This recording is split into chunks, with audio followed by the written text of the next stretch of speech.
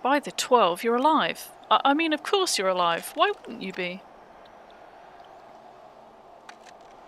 Iceheart did what? And you're certain about that, are you? Dravanians are skilled with glamours, after all. Look, if you say that's what you saw, I believe you. It's just that I've never heard of a primal being summoned like that before. Are you sure you're not injured? Head trauma has been known to cause hallucinations, you see. No? Fair enough. I was only asking. If you ask me, there's naught to be gained from mulling over the implications of your story in the freezing cold. Let's save it for the Rising Stones, eh? I'll get everyone to meet us there. Ah, but before that, you had best pay a visit to White Brim Front and speak with Alpha now. He's probably worried sick about you. That or he's busy playing at politics with the Ishgardians. Either way, I'm sure he'll be delighted to see you hale and healthy. Speaking of which, you don't have a headache or anything, do you? No? Blurred vision? Oh, no reason. See you again soon. There she is, and none the worse for wear. Was there ever any doubt that the Warrior of Light would succeed? I think I speak for us all when I say that I should like nothing more than to hear the stirring tale of your victory, if you'd be so kind. Then we were too late to prevent the summoning. But not too late to prevent further loss of life, an outcome worthy of celebration, and one for which we have you to thank. Yes, you're right of course, Sir Aymeric. We should be content with what we've accomplished. I for one could not have wished for a better outcome. Shiva is no longer a threat, and the heretics have been routed. Aye, there is a matter of Iceheart's escape, but she cannot run forever. Whether it takes days, weeks, moons, or even years, my knights will find her. In the meantime, Lord Drillamon, is the caravan ready? The supplies that your men recovered have been prepared for transport in accordance with your wishes. Rest assured that my knights will see them safely to Revenant's Toll. Of that I have no doubt. I take it these are the selfsame supplies the heretics stole from the House Voltom caravan. Less the crystals which comprise the bulk of the shipment, yes, scarcely a fraction of that which was promised, but a meaningful contribution to your cause all the same. Ah, on an unrelated note, might I trouble you to accompany me to Camp Dragonhead at your earliest convenience? 'Tis not for my benefit. A certain lord was most distressed when he learned of your intent to risk life and limb to stop Iceheart. It took half a dozen knights to restrain him, I'm told. Men give vent to their anxieties in myriad ways. Pray do not think less of him.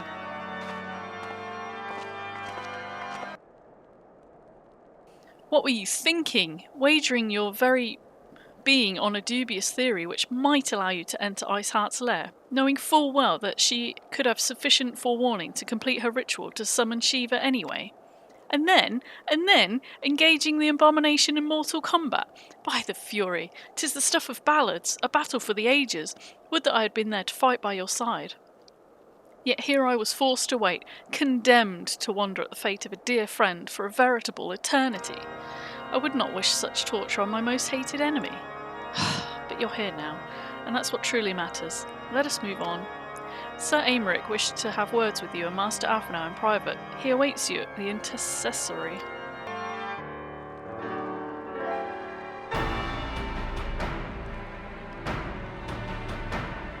On behalf of the Holy See of Ishgard, allow me to express my deepest thanks.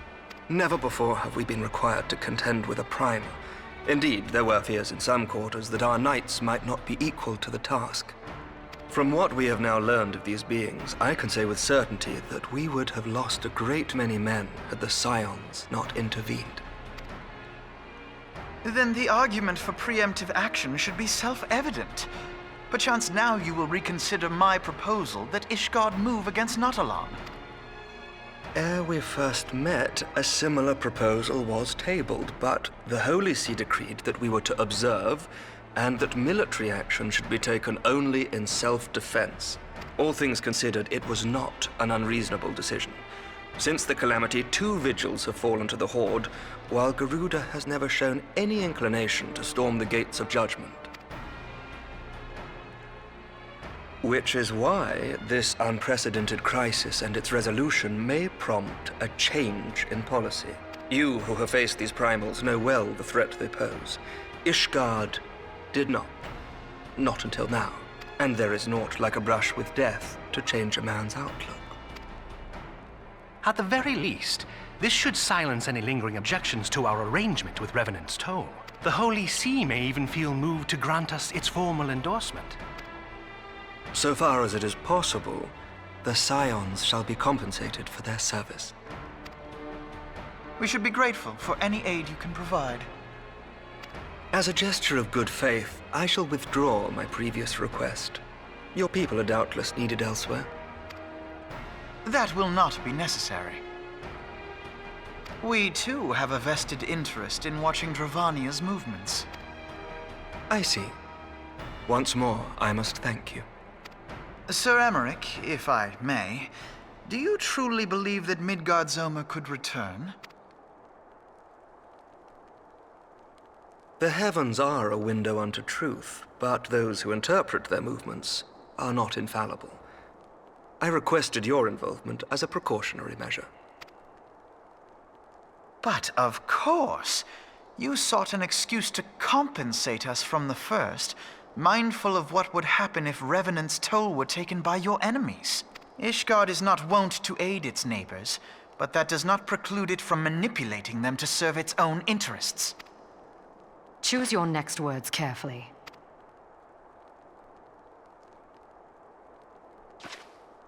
Do you know what sort of man becomes Lord Commander of the Temple Knights? One who comes from good stock. I did not. Yet here I am now. Why do you suppose that is? Because I swiftly learned to tell the difference between words, deeds, and beliefs. You are correct, Master Leveilleur. Ishgard desires to see Revenant's Toll flourish, as it would present a troublesome obstacle to our enemies from the south. We are so glad to be of use to you. As we are to you. Ours is a mutually beneficial arrangement, lest we forget, one born of necessity. The dragons grow more restless by the day, and the heretics harry us nigh without cease. We have contended with such troubles for centuries, but there are limits to even our endurance. Yet as a pauper is loath to part with his meager possessions, the leaders of Ishgard are not wont to render up their trust to outsiders. But with perseverance on our part, they may yet be made to see the light. Nevertheless, one must take care when walking the road less traveled. Wise words, Sir Emmerich. I shall make a point to remember them. I must apologize for my earlier outburst. I hope it will not sour our good relations. Not at all. You but spoke from the heart. I trust you understand that at times my duties may prevent me from meeting with you. On such occasions, my second-in-command will speak for me.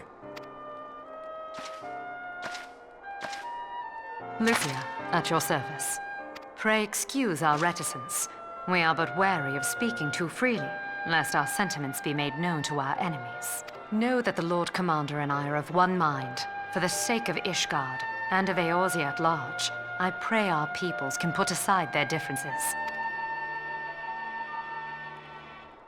Those who dwell in the past risk losing sight of their future. Should aught befall one of our shipments, pray inform Lucia immediately. You may also relay to her any words you might have for me alone. Not being of Ishgardian birth, she owes no allegiance to any noble house, making her as near to incorruptible as one can find in my homeland. Suffice it to say, I trust her completely, and so may you. Which reminds me, Lord Orchefort, if you would be so kind. Certainly. In times such as these, trust is ever in short supply. Mayhap this will go some way to rectify the problem. The results of our investigation into the heretics' recent attacks, as well as our interrogation of the merchant you detained. Sir Emmerich, I cannot thank you enough. Think nothing of it. Ishgard may be many things, but it is no friend to Garlemald. Did I not tell you to have faith, my friend? It would seem we have much to discuss with our friends at the Rising Stones. If what you say is true, Iceheart's method of summoning Shiva defies all precedent. It necessitates a complete reprisal of the primal threat and our approach to combating it. Moreover, there are grave ramifications if word of this incident reaches Imperial ears. The Gallian Empire believes that primals are an insufferable menace, that their mere existence is a threat to this very star. As such, they deem any action taken against the beast tribes to be justified by default. Imagine then if it became known that it was not only the beast tribes of Eorzea that could summon primals, but her civilized peoples as well. Any lingering objections to the Eorzean campaign would vanish overnight. Where before we had to contend with a single Imperial legion, we could well find ourselves facing the combined might of all of Garlemald. But I speak unadvisedly. Come, it's better that we continue this conversation in more Donna. Words cannot well express how glad I am to see you return to us hale and whole. Needless to say, I am most eager to hear your account of that which occurred in Kurthis, assuming you're ready to speak of it. Excellent. I shall summon the others at once.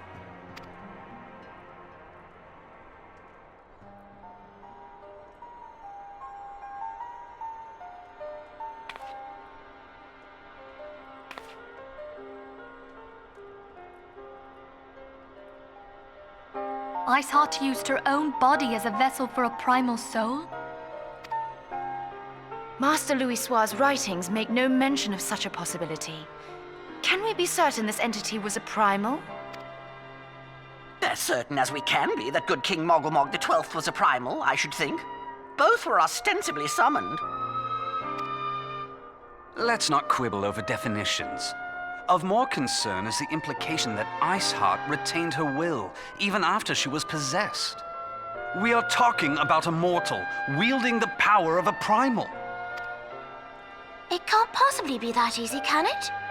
There must be some sort of sacrifice required. Or maybe she's just special? What qualities this woman possesseth, I know not. But full sure am I that she was groomed for this role. Few are privy to the secrets of summoning, and but a single party standeth to profit from their dissemination. Well, I wouldn't presume to comment on how the lass came to know about summoning, but I will say that what she summoned was a primal. The readings were the same, or near as damn it. Strange as it all sounds, it's really no different from what you've faced before. Then mayhap it is time that we re-examined our previous encounters. Pack your things, Ida. We're going back to Gridania. Yes, sir.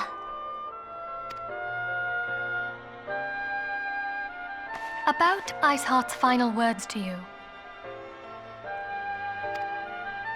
Hear, feel, think. Hydaelyn speaks to her as well. If Iceheart is blessed with the power of the Echo, she will doubtless have used it to further her goals. Or could it be that it was a revelation granted her by the Echo which first set her on this path? She did say that the Ishgardians were blind to the truth. Do you think she has knowledge of the origins of the Ishgardian-Dravanian War?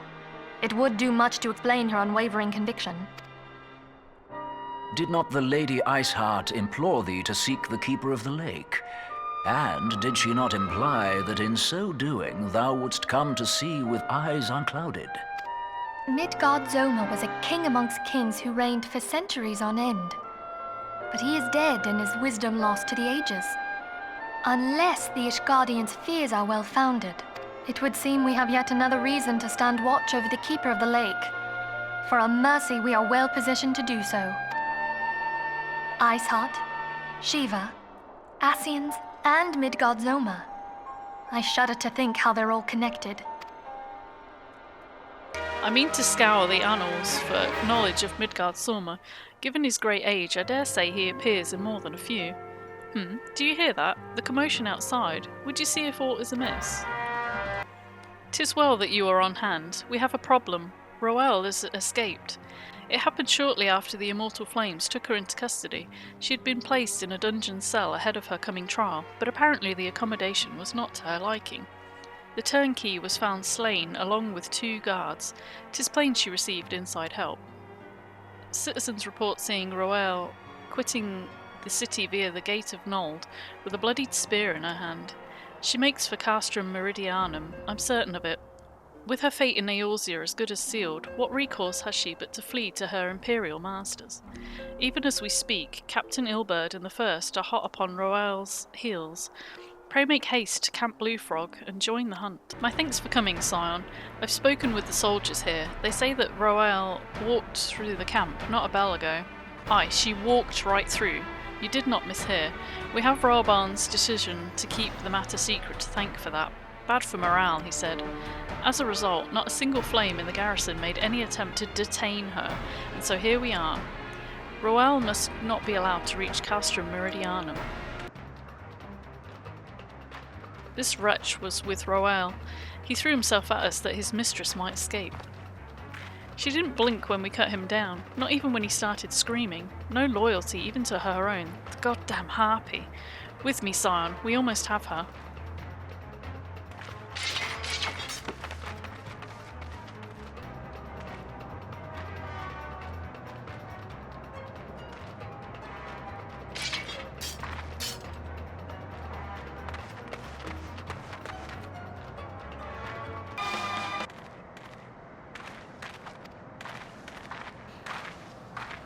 Bind her, and do it tight. Yes, sir.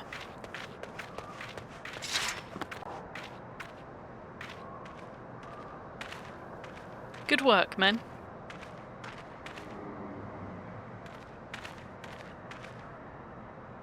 She and her imperial cronies pushed us close, but we were better.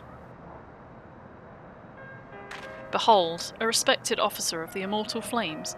People looked up to you as one of the Order's founding members, one of its pillars. It saddens me to see you fallen so low. What would you know of low? You, a spoiled little lordling who has never known any want. People such as you take wealth and birth for granted. You think it your God's-given right to rule over others. You know naught of our plight, the injustice that we lowbornish guardians must endure. To the noble lords and ladies, we are not people, but resources to be consumed. I did what I had to do to survive, stealing, killing, even whoring myself. It's no fault of mine if fools imagined me a paragon when I joined the Flames. To hear you tell it, one would think you the only person ever to have suffered. In case you've forgotten, Roelbarn himself was born into poverty, as was I. We lived hand to mouth, with little more than the shirts on our backs. Hunger was our constant companion. Yet never did we bemoan our lot in life, nor did we begrudge others their fortunes. We accepted the hand that we had been dealt, and played it to the best of our ability. Life was a battle, aye, but no matter what fate threw at us, we took it on the chin and came back for more. Everything we have, we fought for. How are we any different, then? 'Tis true that we were both mercenaries of lowly birth, and 'tis true that we both had our fair share of struggles. But whereas I sold my sword, you, Marshal, you sold your comrades. If life has taught me one thing, it's that you never betray your own. I would sooner cut off my own arm than raise a hand against a friend. But enough talk. You'll return to Uldar to face justice, and the people whose trust you've dragged through the gutter.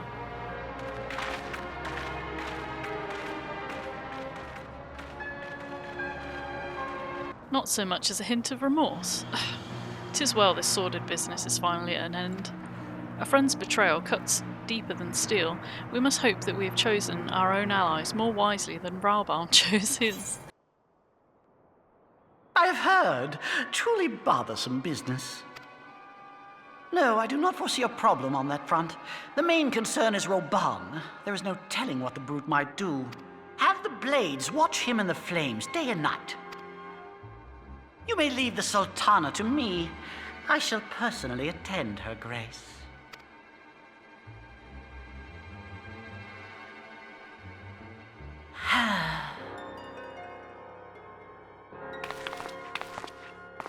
Sever one of the East Aldenard trade routes. That ought to keep Lolorito occupied for a while.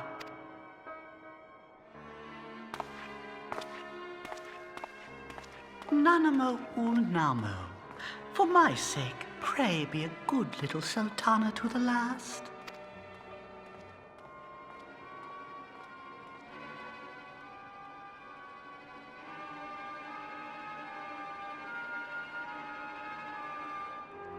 Captain Ilbird and I have a few questions for the Flame Marshal regarding the circumstances of her miraculous escape. When we've completed our interrogation, we shall take our findings directly to General Rolbarn, and that shall be the end of it. Your work here is done, my friend. My thanks. But I have one last task for you. Return to the Rising Stones and apprise Minfilia of all that's happened. I'm aware that the antecedent held Roel in high regard. For better or worse, she'll want to know how this tale ends. Welcome back, my friend. I have already received word from Alfino. To think that Flame Marshal Huayu was the Garlean agent. I know not what to say.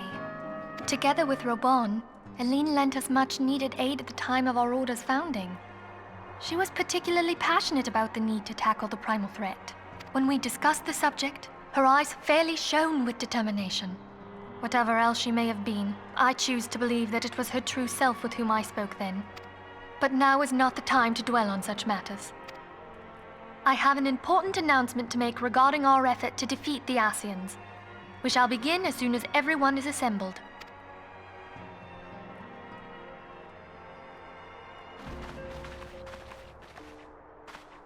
My thanks for coming, friends. Moonbreeder, the floor is yours. By now, I'm sure you're all familiar with white auracite, the miraculous material that'll allow us to capture Ascian souls. Back at Snowcloak, we verified its ability to absorb vast amounts of ether. Alas, it leaves something to be desired in the area of stability. The stone can only store ether for a short while before expelling its contents. In addition to auracite's inherent limitations, we must needs be wary of our enemy's strength. Our foe draweth upon an infinite wellspring of power. Even should we succeed in entrapping him, the stone will not long contain his wrath.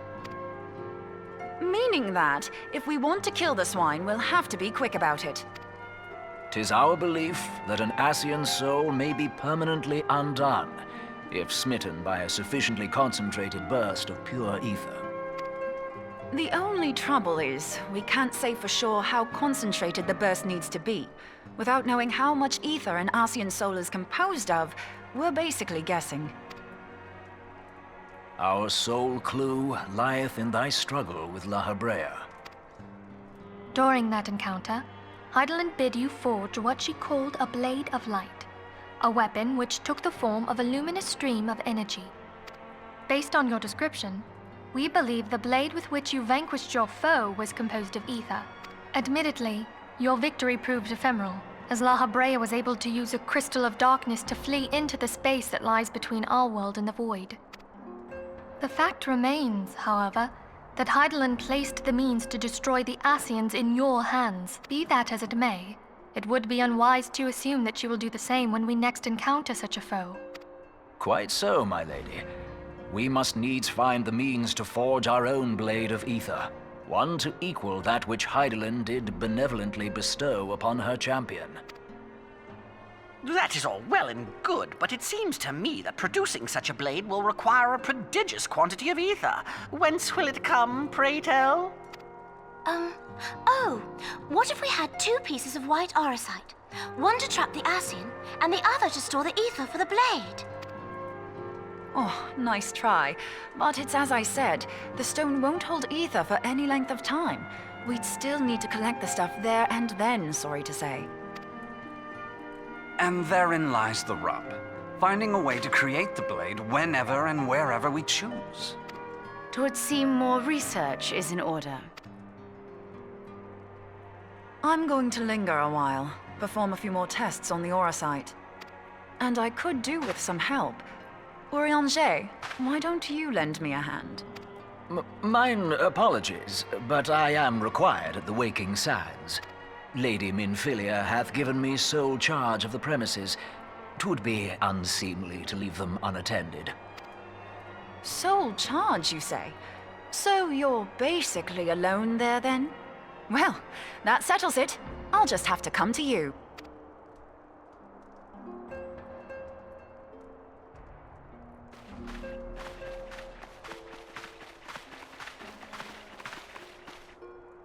While you were afield, word arrived from the Sharlayan motherland. You will recall that a survey party was dispatched to investigate the incident at the Isle of Val. What they discovered was troubling, to say the least. According to the report, the Isle has been erased from existence. 'Twas as if a hole had been torn in the very fabric of reality. Aye, yet the mystery endeth not with the Isle's disappearance.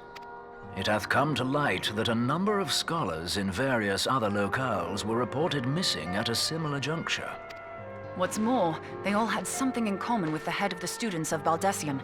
Every last one of them was researching a phenomenon called dimensional compression, or the rejoining as the ancient texts call it.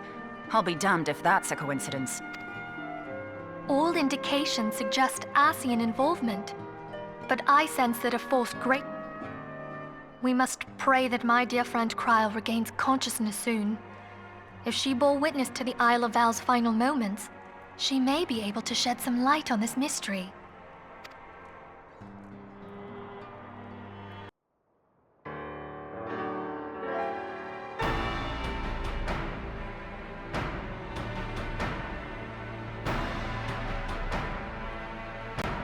Following the calamity, the forces of the 14th Imperial Legion entrenched themselves in strategic locations across Eorzea.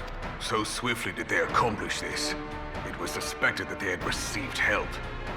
To think that it came from Huayu, my right hand. There is more. We have reason to believe that Huayu didn't deal exclusively with the 14th.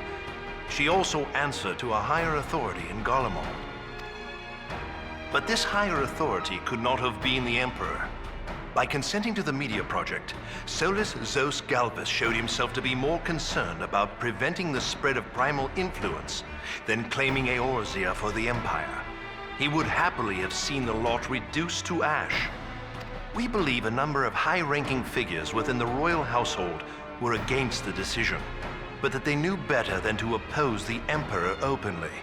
Of course, this didn't prevent them from making clandestine provisions, in which Huayu played a part. Alas, these provisions did not prevent Dalamud from falling, and the ensuing chaos changed the face of the realm forever. Yet Eorzea survived. To all intents and purposes, the Meteor Project had failed, and the Empire was left to rue its lack of a decisive means to eliminate the primals. Until, that is, it stumbled upon the Ultima weapon. Even before the accursed thing was dug up, it seemed to me the 14th had the might to overwhelm our weakened armies. Yet they chose to hide behind their walls. Why? The Black Wolf was wary of making the denizens of Eorzea desperate, lest more primals emerge to bleed the land. The discovery of the Ultima weapon, however, emboldened him to resume his war of conquest in earnest. But there was one in Garlemald who believed that Van Belsar's actions were premature. One who stood higher in the Imperial Army's chain of command. He ordered the Legatus to halt his advance, only to find that the Black Wolf had slipped its leash, and that the 14th now acted alone. In a bid to bring Van Belsar to heel, he used the agent he had planted in Ul'dah prior to the calamity to undermine the Legion's efforts. A man who outranks Van Belsar, yet opposed the late Emperor's decision to annihilate Eorzea.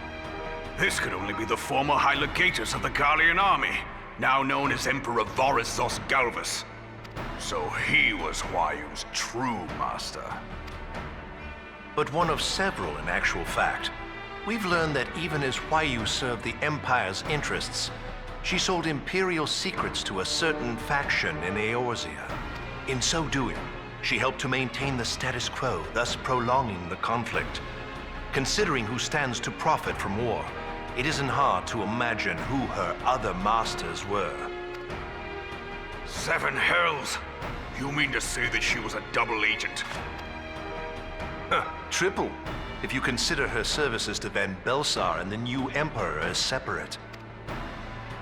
As neatly as these pieces seem to fit, one aspect of the puzzle remains unclear to me. By whose will was the Marshal feeding intelligence to the heretics? And try as I might, I fail to see how aiding their cause would profit either her Imperial or monetarist masters. Could it be that another hand is at work here? If so, Huayu must be made to reveal whose it is.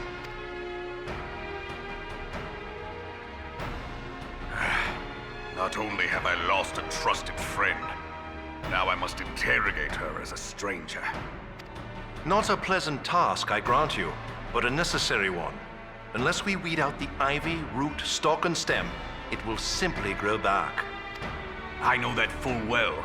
Those closest to Huayu have already been detained, and I will question them alongside her.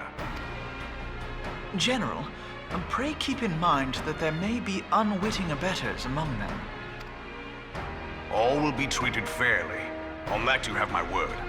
Those who are innocent have no cause to fear. You have ever been a friend of truth, General. I hope the unpleasant task of weeding out falsehood will not detain you too long. Though it be for the sake of Eorzea, doubting one's comrades is poison to the soul. And with that, I take my leave.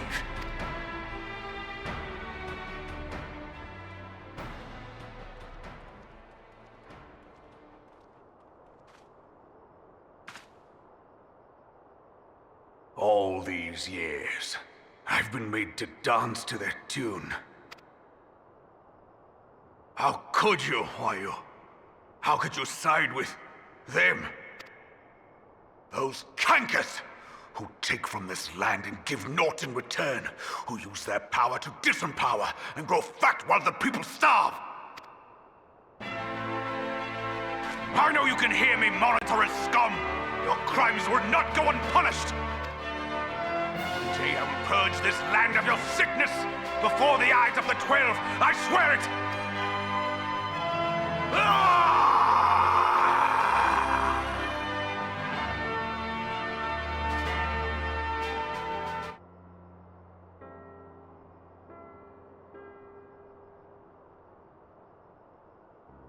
I shall have no further need of you this day. Your Grace.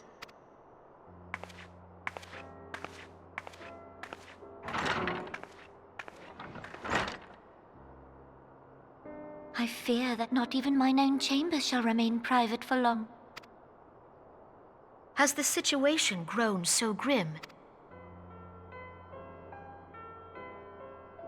Ever since he proposed the Cartiner Reclamation Bill, Teleji Adeleji has risen to greater prominence upon the backs of impoverished refugees. The monetarists were ever united in their pursuit of profit, but the man's actions have torn a rift in their ranks. They snap at each other as rabid dogs. Yet now is not the time to be bickering among ourselves. If this bickering is a threat to law and order, might you not have grounds to dissolve the Syndicate?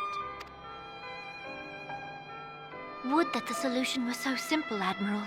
Alas, my moving to dissolve the Syndicate is certain to spark outrage among the influential merchant class, whom the Cabal represents. This would serve to exacerbate the current unrest, and peace would slip still further away. Be they rich or poor, natives or refugees, all who reside in Ul'dah have a right to pursue happiness. It is the duty of a ruler to protect this right. If I am to perform my duty, I must needs tread warily. It would not do to make enemies heedlessly. Were Lord Lolorito here, he would doubtless say that I have my head in the clouds. A ruler is required to take a wide view. Try as we might to cater to all needs, some will inevitably be overlooked. As such, there shall ever be citizens who feel aggrieved. It cannot be helped. But as you have informed us, the monetarists take no view but their own. They hunger for power while the masses starve. In the absence of a common cause, it seems beyond any one individual to make Ul'dah whole. And the presence of a Garlean agent within the Immortal Flames only makes matters worse. Even accounting for Ul'dah's historic reliance upon mercenaries, such a grievous breach of security is unprecedented. I fear this business will provide the monetarists with a rod to beat Rauban. Eorzea can ill afford for the Immortal Flames to be dampened now. Ere long, the Garleans will turn their ravenous gaze toward our lands once more. If we are to resist their might, our nations must stand together. Yet for this to happen, our nations must be whole. Cannot be done to improve the situation in Ul'dah. The true wealth of Uldar lies in the health, happiness, and hopes of her citizens. Alas, the citizens shall never know these things, so long as their lives are ruled by the ambitions of the few. The monetarists claim to represent the best interests of the people, but in sooth they desire only to manipulate them for their own selfish ends. For the government to serve the people, it must be formed of the people. For Uldar to move forward, it is not only the Syndicate that must be dissolved. Nay, you jest. My friends, it was for no other reason than to make known to you mine intent that I requested your presence here. When I make my declaration to the people, chaos shall inevitably ensue. As the last monarch in the line of Ul, I make unto you this request. Help Roban to preserve order and protect the people. Forsake them, and you forsake yourselves, for a strong Eorzea will ever have need of a strong Uldar.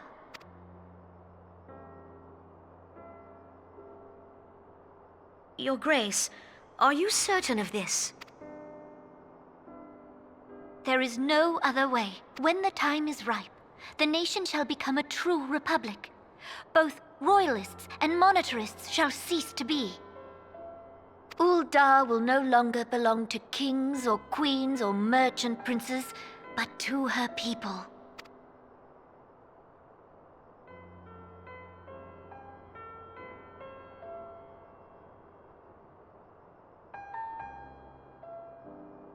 Roban, forgive me for casting aside all that you have toiled for in my name.